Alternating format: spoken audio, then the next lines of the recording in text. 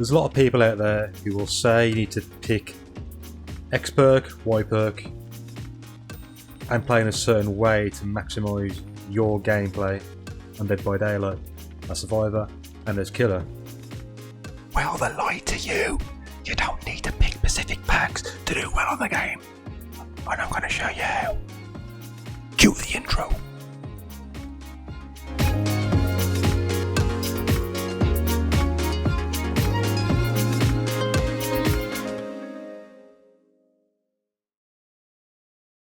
Step number one is really to know your role and what needs doing on the game.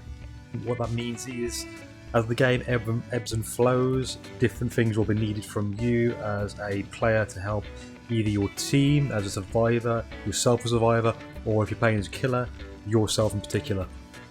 As a quick example, you're playing as a solo queue survivor. All three of your teammates are still alive, but someone's being chased. Now, plan A is, if they haven't been downed, you can just comfortably go on a generator and try and get that objective out of the way as quickly as you can.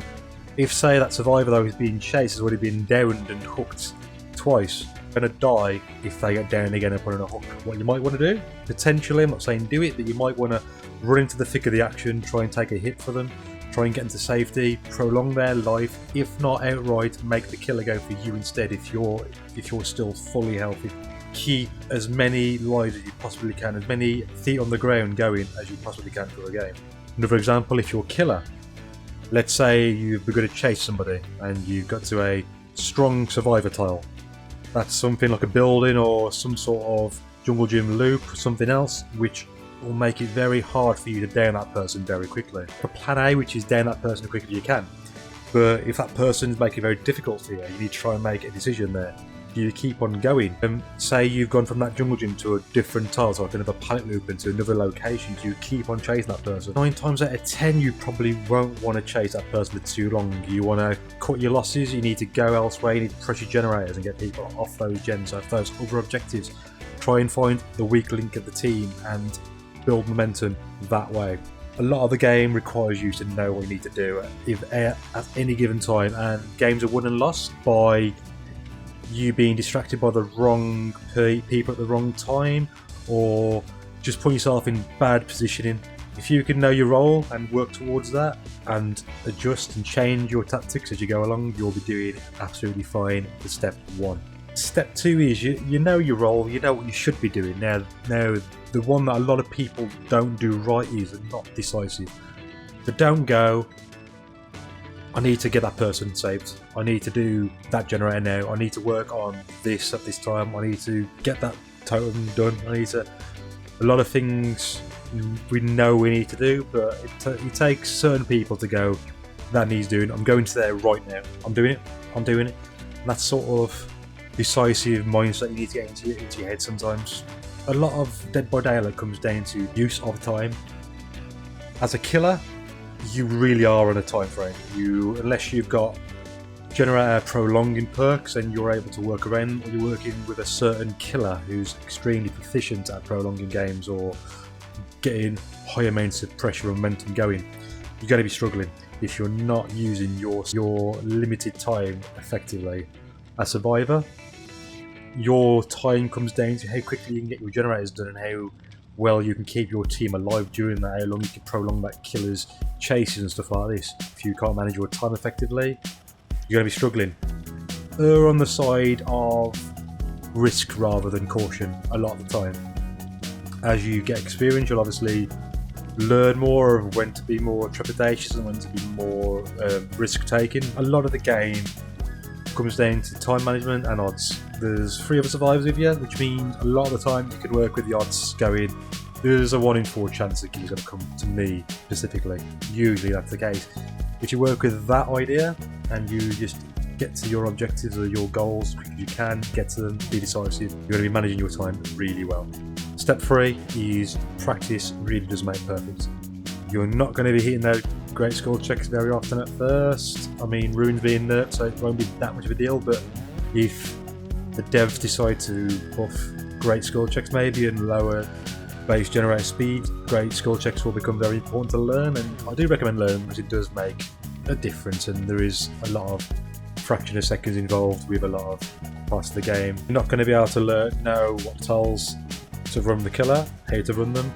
You're not going to know a lot about the game with killer. You're not going to know how to effectively run tiles as killer. You're not going to know when to stop chases against survivor. You're not going to know how to pressure gens very well. You're not going to know what to do, what not to do. Basically, it comes down to experience and practice. You got to learn how to hide your red stain, moonwalk. You got to learn how to run certain tiles well. You really have got to know and practice a lot with the game, and that's all you can do is keep trying. Don't get disheartened when it inevitably doesn't work at first, but keep trying and you will perfect those missing parts of your playstyle, and you'll get better and better.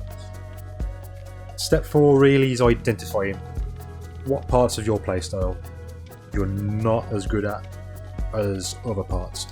For me recently, the reason why I made this video is I realised after playing Survive with Friends, I realised there is a bump in skill there against killers, and I wasn't too sure whether it was the fact that I haven't played against red rank killers for a little while and a little bit rusty, or whether there was a genuine issue with my ability to run killers around. What I've now decided to do is I'm going to get my way to practice running killers and getting attention and aggro off killers as much as I can to try and fill in that gap. And I encourage anybody else who has a gap in their ability, whether it is hitting great skill checks, whether it is knowing how to run killers very well on certain tiles as Survivor, if it's not knowing how to hide your red stain or knowing how to run certain tiles as a killer, knowing what buildings to avoid as killer, knowing how to pressure gens as killer.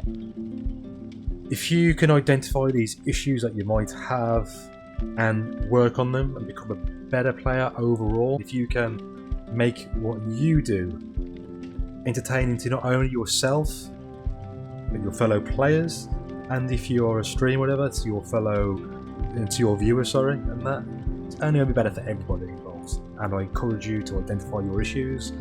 Don't be ashamed of them. Work on them, and you'll become the best player you could possibly be because of it.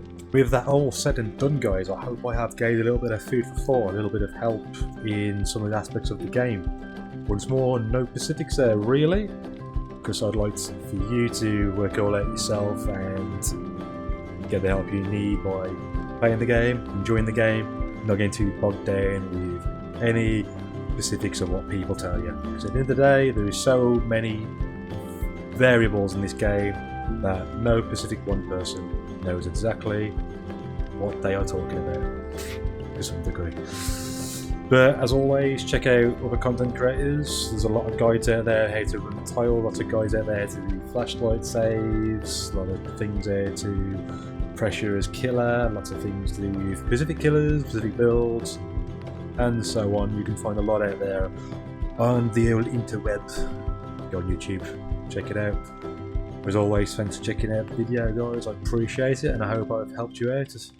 And I'll catch you soon. Take it easy.